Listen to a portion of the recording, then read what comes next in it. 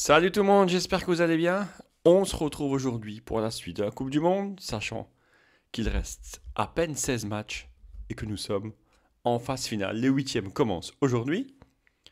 Et dans cette vidéo, on va voir les présentations des deux huitièmes de finale aujourd'hui, le petit bilan de la phase de groupe, également quelques statistiques et les résumés des matchs de hier. Dites-moi dans les commentaires aussi à votre avis qui va gagner la Coupe du Monde, si les stats sont les bonnes pour les meilleurs joueurs pour l'instant, les meilleurs joueurs qui ont fait la Coupe du Monde et quelle équipe surprise également allez-vous bien suivre. On commence par les surprises et notamment les matchs de hier. Un Ghana-Uruguay qui a été surprenant au départ. L'ancien Marseillais André Ayew a vu son penalty arrêté par le gardien. Et puis après, deux buts uruguayens de Aras Chaeta, je sais pas comment je prononce bien. Vous allez le voir, André Ayew noté 5,9, c'est la moins bonne note. Le gardien Ati noté 6,8. Et le frère de André Ayew noté 6,3, le meilleur. Et Kudus avec 7,5. En face, regardez bien, de Aras Chaeta, 8,5. Nunez qui est à 6,3. Suarez est à 7. Belle performance de l'Uruguay. Malheureusement, ça ne suffira pas. Une victoire.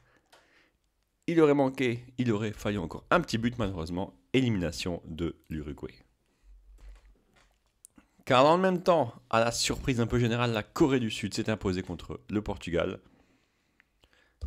Ricardo Horta avait ouvert le score et Young Kong Kim a égalisé. Et après, c'est Lee Chang Hong qui a marqué 2-1 pour la Corée. Au niveau des joueurs, c'était pas trop mal blessure du défenseur central. Sinon, le meilleur joueur, c'est à 7,5, c'est Olminson, que vous connaissez. Alors que je retrouve... Voilà, il est ailier gauche. Cristiano Ronaldo noté à 5,6. Surprenant, le meilleur joueur, c'est Horta à 7,6. Vous voyez, léger mieux de la Corée du Sud par rapport au Portugal. Et regardez bien, au niveau des entrées, catastrophique, 6-4, 6-2. En face, pareil, 6-4, 6-4.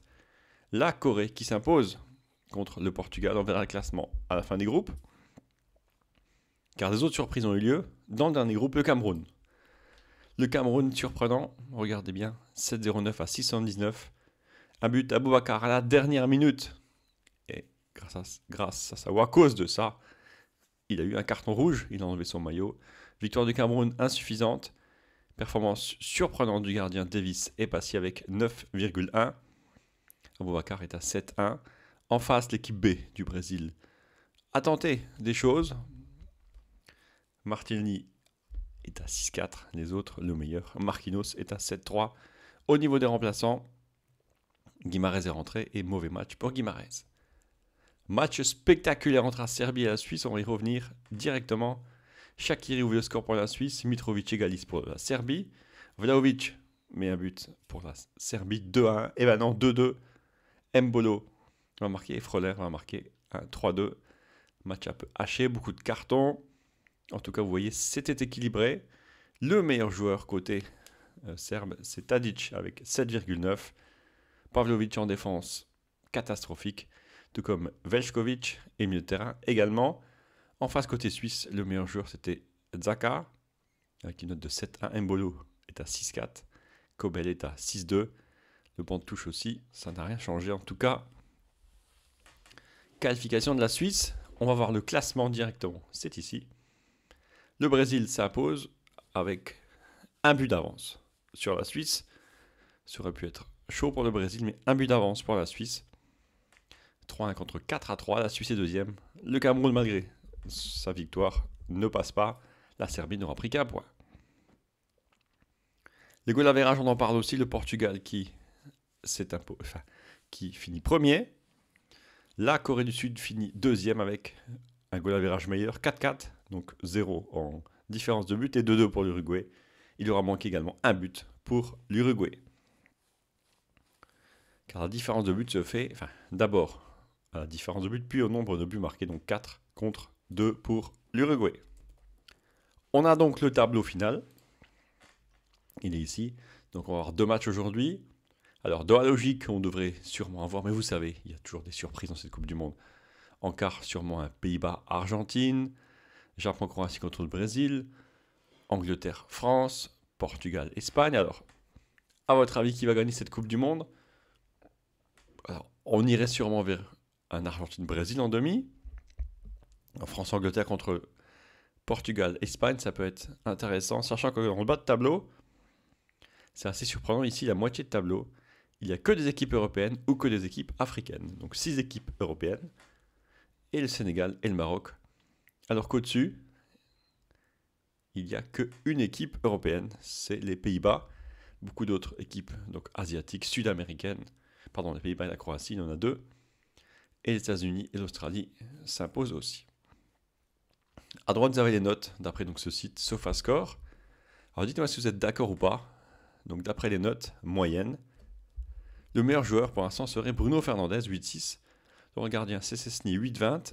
Griezmann, 8-13. Alors, Camavinga a été 8-1 sur un match. Donc, bon. Après, il y a Messi, Théo Hernandez, Casemiro, Havertz, Castelletto, Sommer.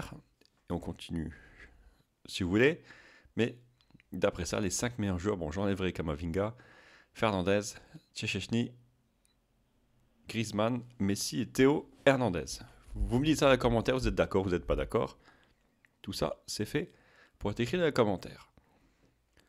Avant de passer aux 2 matchs d'aujourd'hui, on passe au classement et aux 2 et aux 4 matchs de hier au niveau des points.